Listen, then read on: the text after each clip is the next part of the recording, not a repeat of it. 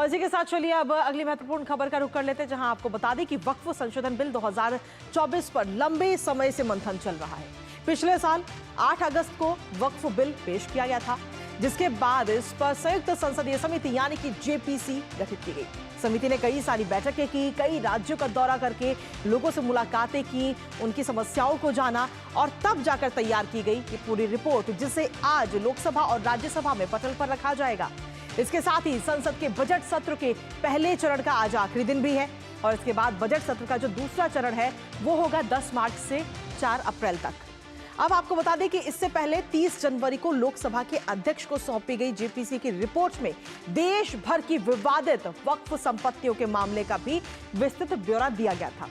फिलहाल अब आज की अगर हम बात करें तो जब ये रिपोर्ट पेश होगी तो हंगामे के आसार सीधे तौर पर नजर आएंगे। कैसा रहेगा संसद में आज का दिन, रहेगी इस पर नजर करेंगे चर्चा। लेकिन उससे पहले आपको बताते हैं कि वक्फ संशोधन बिल पर जेपीसी का गठन आखिर क्यों किया गया, क्या इसके पीछे वजह रही, बताते हैं आपको।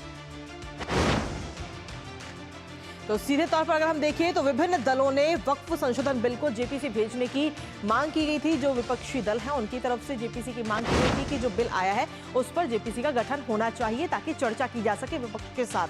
प्रस्तावित संशोधनों पर विस्तार से चर्चा के लिए जेपीसी का गठन उस दौरान किया गया था। साथ ही प्रस्तावित संशोधनों पर सभी हितधारकों से व्यापक विचार विमर्श किया गया, कई सारी बैठकें की गई, लोगों के साथ मुलाकातें की गई, उनकी जो समस्याएं हैं उनको भी जाना गया।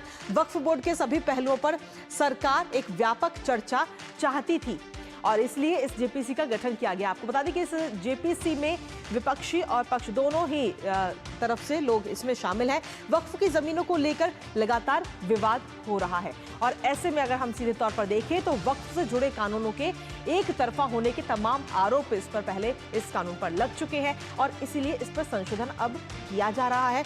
वक्फ की जमीनों के रखरखाव में पारदर्शिता की कमी है, यानी कि वक्फ की जो जमीन है वो आखिर कितनी है वो उसकी लेकर के पारदर्शिता की काफी कमी महसूस की गई। वक्फ की जमीनों से हो रहा लाभ गरीब मुसलमानों को नहीं मिल पा रहा है, जिसके लिए वक्फ बोर्ड जब आया था तो ये कहा गया था कि जो जमीन है उसका सीधे तौर पर फायदा गरीब मुसलमानों को दिया जाएगा, लेकिन वो लाभ नहीं मिल रहा है। वक्फ की जमीनों का पंजीकरण करने की जरूरत है, जो भी वक्फ की जमीन है उनका पंजीकरण होना चाहिए। वक्फ बोर्ड में किसी भी महिला का शामिल ना होना, ऐसे में तमाम सवाल भी इसको लेकर भी खड़े हुए थे। तो जेपीसी का गठन होने के बाद में ये पूरी रिपोर्ट अब तैयार की गई है। मौजूदा वक्फ कानूनों के कई प्रावधानों को लेकर भी आपत्ति जताई गई थी। फिलहाल अभी संशोधन किया जा रहा है और आज ये रिपोर्ट पेश की जाएगी। देखना होगा कि इस रिपोर्ट में क्या कुछ निकलकर सामने आता है। इसके साथ ही अगर हम देखें तो संसद में आज जेपीसी की ये रिपोर्ट होनी है और साथ ही अगर देखें तो 30 जनवरी को लोकसभा अध्यक्ष को पूरी जो ये रिपोर्ट है वो सौंपी गई थी। इस तस्वीर में भी आपको हम दिखा रहे हैं जब ये रिपोर्ट सौंपी गई थी। जेपीसी में कुल 14 संशोधनों को मंजूरी दी गई है। जो जेपीसी की जो समिति है जो उसने 14 संशोधनों को मंजूरी दे दी है। साथ ही कानून को और ज्यादा प्रभावी बनाना संशोधनों का उद्देश्य, जो ये पूरा कानून है उसको और ज्यादा प्रभावी बनाया जा सके। देश भर के 20 से ज्यादा वक्फ बोर्ड को लेकर के, जो देश में 20 से ज्यादा वक्फ बोर्ड है उन सभी से बातचीत हुई है, मुलाकात हुई है, बैठकें हुई हैं। ऑल इंडिया शिया पर्सनल लॉ बोर्ड के सदस्यों के साथ भी बैठक हुई है। इसके अलावा ऑल इंडिया सूफी सज्जादानशील काउंसिल अजमेर के प्रतिनिधियों से भी मुलाकात इस समिति ने जाकर के की है। इसके अलावा अगर हम देखें तो मुस्लिम राष्ट्रीय मंच के प्रतिनिधियों के साथ भी बैठक हुई, यानी कि कुल मिलाकर जब इसकी रिपोर्ट तैयार की जा रही थी तो कई मुलाकातें हुई, कई सारी बैठकें हुई और संशोधन को लेकर के तमाम चर्चाएं हुई हैं। और ऐसे में वक्फ की जो विवादित संपत्तियों का पूरा ब्यौरा है उसको लेकर आपको बता दें कि पूरा ब्यौरा क्या कुछ उसमें कहा गया। वक्फ बोर्ड की जमीनों पर अतिक्रमण के कुल 58,898 मामले सामने आए हैं और ऐसे में जब ये मामले सामने आते हैं तो हर कोई सवाल उठाता है।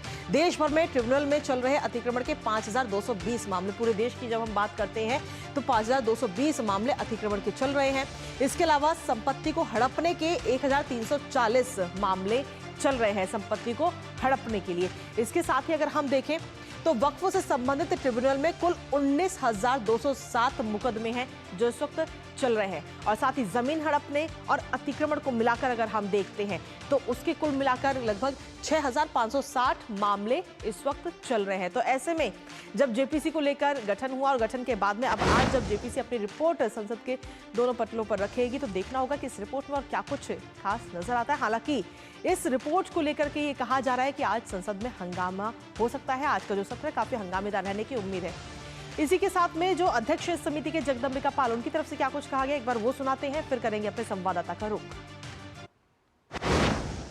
जेपीसी ने पूरे 6 महीने में बैठकें करके पूरे देश के राज्यों में टूर करके हमने रिपोर्ट प्रस्तुत की है। इस रिपोर्ट्स में जो हमारे सभी सदस्य हैं, जब हमने फाइनली रिपोर्ट तैयार किया तो क्लॉज बाय क्लॉज पे हमने अमेंडमेंट मांगा था और उसमें हमने उन अमेंडमेंट्स पे सभी पे एक क्लॉज बाय क्लॉज के अमेंडमेंट्स पे वोट कराया था और जो मेजॉरिटी से था उसको अमेंडमेंट्स को हमने अडॉप्ट किया और जो माइनॉरिटी में था उसको टर्न डाउन किया। तो इस तरह से 14 क्लॉजेज में 25 अमेंडमेंट्स हमारे अडॉप्ट हुए हैं। फिर फाइनली हमने रिपोर्ट को फिर वोटिंग से अडॉप्ट किया है और अब हम उस रिपोर्ट को सबमिट करने जा रहे हैं। तो सीधे तौर पर इस रिपोर्ट के बारे में जानकारी देते हुए नजर आया है। कुल मिलाकर अगर हम देखें तो 14 संशोधनों को मंजूरी दी गई है। हालांकि देखना होगा कि जब ये रिपोर्ट पटल पर रखी जाएगी तो किस तरीके का सत्र देखने को मिलेगा, विपक्ष की तरफ से क्या कुछ कहा जाएगा, इस पर भी नजर लगातार बनी रहेगी। लेकिन साथ ही हमारे सहयोगी शैलेंद्र इस वक्त जुड़ गए हैं, सीधा उनका रुख करेंगे।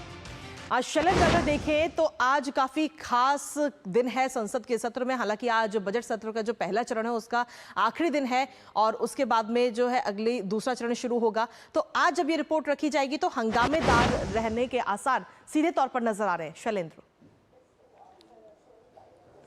ये देखिए, जब वक्फ संशोधन बिल लोकसभा में 5 अगस्त को पेश हुआ था तब विपक्षी दलों ने यह मांग की थी कि इस बिल को जेपीसी को भेजा जाए, उसमें और विचार विमर्श हो। सरकार ने मांगी और जेपीसी का गठन हुआ और 6 महीने तक हमने देखा कि देश भर में बैठकें हुई हैं, तमाम जो स्टेक होल्डर्स हैं उनकी राय ली गई है, उनके सुझाव मांगे गए हैं, उसके बाद ये रिपोर्ट तैयार की गई है।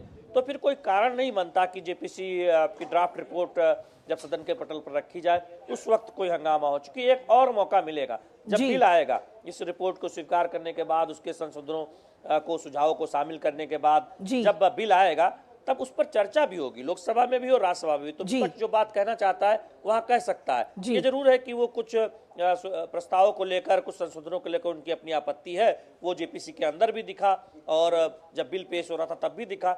लेकिन रिपोर्ट पेश होने के वक्त हंगामा करना ये कतई उचित नहीं होगा। अब देखना होगा कि क्या कुछ विपक्ष की रणनीति रहती है, खासतौर पर जो कांग्रेस पार्टी और उनके जो सहयोगी दल हैं उनकी, चूंकि बहुत व्यापक विचार विमर्श के बाद ये रिपोर्ट जेपीसी की तैयार हुई है, बहुमत से मंजूर भी हुई है और आज सदन के पटल पर रखी जा रही है। जी शैलेंद्र, अगर हम देखें तो इन संशोधनों को लेकर के विपक्ष की तरफ से कई सारे आरोप भी लगते रहे हैं और ऐसे में अगर जो समिति के सदस्य हैं उनकी तरफ से भी कई सारी बातें निकलकर सामने आती हैं, तो आखिर क्या वो वजह है जिसकी वजह से जो विपक्षी दल है वो इससे दूरी बनाते हैं, यूं कहें कि तमाम आरोप लगाते हैं? देखिए, जब भी कोई ऐसा सुधार आता है जो अल्पसंख्यकों को और अधिकार देना या फिर जो आधी आबादी है, मुस्लिम महिलाओं को उनको अधिकार देने से जुड़ा होता है, तब यह आरोप लगता है विपक्ष पर, कांग्रेस पर और उनके सहयोगी दलों पर कि वो तुष्टीकरण की राजनीति करते हैं। जब 3 तलाक को रोकने का बिल आया तब हमने देखा कि किस तरह से कांग्रेस पार्टी का रुख रहा, जबकि उस महिलाओं, जो मुस्लिम महिला है, उनको एक उससे बहुत संबल मिला है। तो ये भी बिल, इसमें देखें कि महिलाओं का अधिकार को सुनिश्चित किया गया है, क्योंकि अभी तक आप देखें तो वक्फ बोर्ड में मुस्लिम महिलाओं की कोई भागीदारी नहीं है जी। तो ऐसे में ये आरोप लगता है और सवाल भी उठता है कि क्या कांग्रेस और उसके जो सहयोगी दल हैं वो सिर्फ तुष्टीकरण की राजनीति करते हैं। जब भी आधी आबादी को अधिकार देने की बात आती है, मुस्लिम महिलाओं को संरक्षण देने या फिर उनको हक दिलाने की बात आती है, तब वो फिर पीछे क्यों हट जाते हैं। जी शैलेंद्र, अगर हम देखें तो आंकड़ों की अगर हम बात करें तो 58,000 से ज्यादा ऐसी संपत्तियां हैं जो जिन पर कहीं ना कहीं मुकदमा चल रहा है, ट्रिब्यूनल कोर्ट में ये मुकदमे चल रहे हैं। तो ऐसे में ये पूरा एक नया आंकड़ा भी निकलकर सामने आता है और कई सारे वाद और विवाद भी हैं इसको लेकर के, तो इस पर क्या कुछ नजर है? देखिए, इसमें कहीं कोई दो राय नहीं है, कोई इसमें विवाद नहीं है कि देश में वक्फ बोर्ड की संपत्तियों को लेकर बहुत विवाद सामने आते रहे हैं और उसमें कुछ करने की जरूरत है। यानी उन संपत्तियों के रखरखाव को लेकर पारदर्शिता हो, उनकी आय गरीब मुस्लिमों के लिए काम आए, और जो एक इस तरह के दावे होते हैं जिससे विवाद हो जाता है कि अचानक किसी ऐतिहासिक इमारत या किसी किसान की जमीन पर वक्फ के दावे सामने आ जाते हैं। अभी आपने हाल में ही देखा कि महाकुंभ शुरू होने से पहले जहां पर महाकुंभ मेला लग रहा है उसकी जमीन के कुछ हिस्से पर वक्फ का दावा सामने आ गया। जी बिल्कुल। इस तरह के विवाद न हो इसलिए जरूरी था कि कुछ प्रस्तावित संशोधन किया जाए और इसीलिए ये बिल लाया गया है। चलिए, फिलहाल बहुत बहुत शुक्रिया शैलेंद्र, तमाम जानकारी और अपडेट हमारे साथ साझा करने के लिए। आप इस पर अपनी नजर बनाए रखिएगा।